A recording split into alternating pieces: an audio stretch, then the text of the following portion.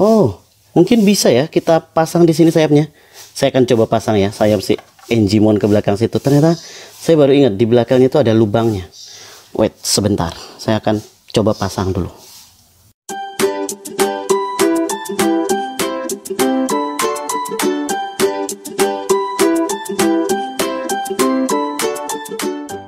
Halo guys, welcome back to Toy Story Channel, karena mainan punya cerita. Oke, kali ini kita akan mereview figure standar dari seri Digimon, yaitu si Engimon. Ini salah satu karakter favorit saya dari Digimon Adventure yang pertama, yang dimana ketika bentukan Rocky-nya dia si Patamon yang berpartner dengan Takeru Takeshi. Teman-teman sudah bisa lihat di depan ini si Engimonnya sudah saya rakit, karena saya tidak sabar untuk melihat bagaimana penampakannya, karena di bagian boxnya, art boxnya itu bagus banget. Ini saya lihat kan penutupnya saja, nah keren banget untuk art boxnya. Ini salah satu art box yang menurut saya oke banget, dan figurnya jauh lebih oke setelah dirakit. Kita langsung saja mulai dari detailnya terlebih dahulu ya. Kita mulai dari bagian kepalanya terlebih dahulu. Di sini teman-teman bisa lihat ada seperti topengnya si Engimon, dan memang tidak ada matanya. Dan ini tanpa ada stiker apapun, jadi semuanya ini murni bermain dengan plastiknya kayak gitu. Dan di bagian dada ini seperti ada bekas tembakan atau besi gitulah. Di bagian dadanya ada 4, dan ini tanpa stiker juga, saya suka banget. Tapi ada nanti beberapa minusnya yang saya agak kurang suka dengan stikernya. Ini di bagian dada, di bagian tangan. Oke, di bagian pundaknya di sini ada seperti matahari kayak gitu. Dan ini dia yang saya tidak suka, stikernya di bagian tangan ini agak sedikit repot untuk memasangnya.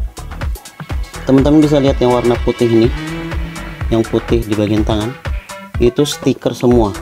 Yang ini putih stiker, yang jempolnya ini pun stiker, jadi masangnya itu agak tricky banget. Salah-salah menceng ke kiri ke kanan. Tapi bagusnya Bandai bikin dia sangat-sangat presisi, jadi kalau teman-teman udah pas posisinya tidak akan melenceng kemana-mana. Cuman memang agak sedikit ribet masangnya. Untuk masalah stiker hanya di bagian tangan ini saja, overall tidak ada stiker. Oh ya, satu di bagian kaki, selebihnya tidak ada. Oke, lanjut ke bagian pinggangnya. Di sini ada seperti sabuknya dan logo matahari, karena memang logonya si Takeru dia itu harapan, hope, dan bentuknya seperti matahari kayak gitu. Saya suka di bagian selendang-selendang birunya ini. Saya pertama kali lihat kayak spoilernya si Engimon ini, saya mikir akan dibentuk seperti apa selendang birunya ini, karena dia melilit ke tangan kiri dan kaki kirinya. Kalau dibikin bentuk plastik itu akan sangat kaku. Kalau misalkan dibikin bentuk kain mungkin agak sedikit pricey untuk Bandai figure standar. Jadi Bandai ngakalin dengan menggunakan karet, jadi cukup elastis seperti ini. Nah, jadi meskipun melilit ke seluruh tangan dan kaki masih bisa bermain untuk artikulasinya. Jadi Bandai menurut saya cukup pintar untuk mengakali detail dari si Engimon ini. Oke, itu. Lalu kemudian di bagian sini kita dapat ada seperti selendang di bagian depannya. Ini bisa kita gerakkan seperti ini, dan bisa juga kita rapatkan ke bagian belakang. Nah, kayak gitu. Ini di bagian kaki sebelah kanan, meskipun kita tekuk, di selendang birunya ini tetap juga bisa tertekuk dan tidak akan kembali meskipun dia karet, karena di sini ada persendian di selendang birunya ini di bagian dalamnya. Jadi dia juga ikut tetap bergerak kayak gitu. Nice, keren banget. Cuman kekurangannya adalah di bagian rambutnya. Rambutnya ini sangat-sangat minim artikulasi. Jadi ketika ada pose yang kita harus mengarahkan kepala Enjimonnya ke kiri ataupun ke kanan, rambutnya akan membentur si sayapnya ini kayak gitu. Dia tidak dibuat dengan apa ya, kayak dinamis pergerakannya, tidak bisa. Beda dengan selendang-selendang birunya nih, justru malah lebih leluasa bergerak dibanding rambutnya, tapi rambutnya dibuat sangat keren banget. Oke, ini tanpa di repaint pun menurut saya sangat-sangat oke banget.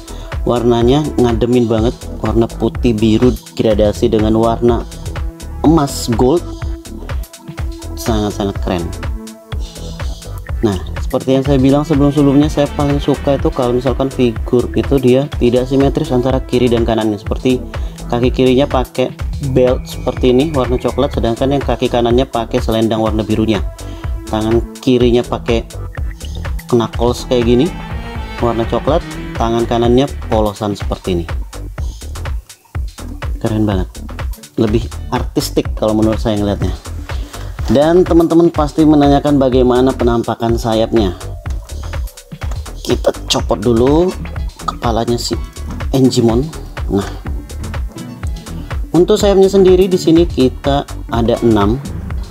Kalau misalkan dia nanti jadi Holy Enjimon atau Magna Enjimon, itu sayapnya 8.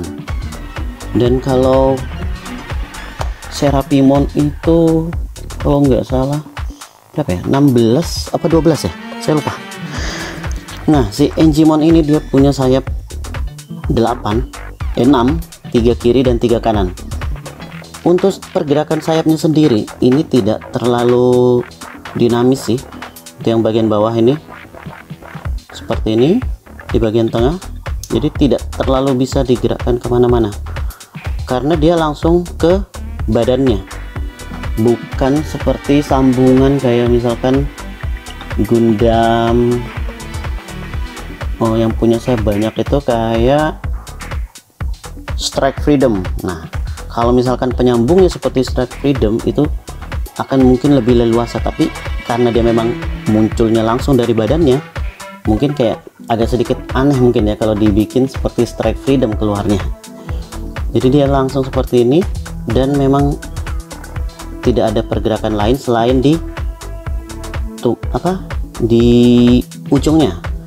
Dan di bagian sayap-sayapnya ini tidak ada artikulasi apapun, tapi detailnya benar-benar keren banget. Teman-teman bisa lihat detail sayapnya, scalping dari sayapnya ini. Menurut saya sih ini sangat-sangat oke banget dan worth it banget untuk dikoleksi. Dan teman-teman juga banyak yang bertanya, panjangnya sayap itu seberapa sih, berapa senti, kiri ke kanan, tingginya si Enjimon ini juga berapa senti. Sekarang kita akan ukur tingginya seberapa. Oke, untuk tingginya sendiri si Enjimon ini sekitar 14,5 cm untuk tinggi dari ujung kaki ke ujung kepalanya. Lalu kemudian untuk panjang tongkatnya ini cukup panjang, kalau menurut saya sekitar 19 cm. Lalu kemudian lebar sayapnya dari lebar yang paling ujung ini kemungkinan yang bagian tengah yang paling lebar itu sekitar 15,5 cm. Jadi lebarnya lumayan hampir 15 sentian, jadi memang agak sedikit butuh space sih. Tapi kalau dibandingkan dengan Alphamon, jelas jauh Alphamon lebih lebar. Sekarang kita akan bandingkan dengan Belzebumon, karena banyak beberapa teman-teman itu mau custom sayap si Engimon ke Belzebumon. Tapi dengan melihat bentukan sayapnya seperti itu, mungkin agak sedikit perlu usaha untuk memasang sayap Engimon ke Belzebumonnya. Oke, sekarang kita akan bandingkan dulu ya. Saya ambil dulu figur Belzebumonnya. Ini tingginya kalau kita bandingkan dengan Belzebumon. Jadi lebih tinggi si Belzebumon ya. Ini dari penampakan sampingnya. Oh, mungkin bisa ya kita pasang di sini sayapnya. Saya akan coba pasang ya sayap si Engimon ke belakang situ. Ternyata saya baru ingat di belakangnya itu ada lubangnya. Wait, sebentar. Saya akan coba pasang dulu. Oke, ini dia setelah kita curi sayap si Engimon ke Belzebumon. Cuman sayangnya agak sedikit aneh sih, kurang lebar kalau menurut saya. Seandainya sayapnya lebih lebar segini, itu mungkin bakalan pas untuk si Belzebumon. Karena dia jadi mini banget untuk sayapnya. Itu pendapat saya. Mungkin kalau buat teman-teman yang lain, mungkin yang lebih pinter nge-custom lagi, bisa ditambahkan plat kayak gitu dan ngelebarin sayapnya, keren banget. Dan lubang di bagian belakangnya entah kenapa bisa pas banget dipasang di situ. Oh, gokil sih. Overall ya agak sedikit lucu memang ngelihatnya, tapi keren. Si Belzebumon pakai sayap Engimon jadinya seperti ini, dan Engimonnya malah jadi lucu banget tanpa ada sayap di bagian belakangnya. Oke, menurut teman-teman bagaimana? Silahkan komentar di bawah ya. Oh ya, satu lagi lupa, di sini kita dikasih efek tangan si Engimon ketika sedang mengeluarkan jurus Hivik Knuckles-nya. Jadi si tongkatnya ini dirubah menjadi cahaya dan mengumpul ke tangan sebelah kanannya, dan inilah yang membunuh si Devimon, dan dia mengeluarkan sinar laser dari tangannya ini gitu.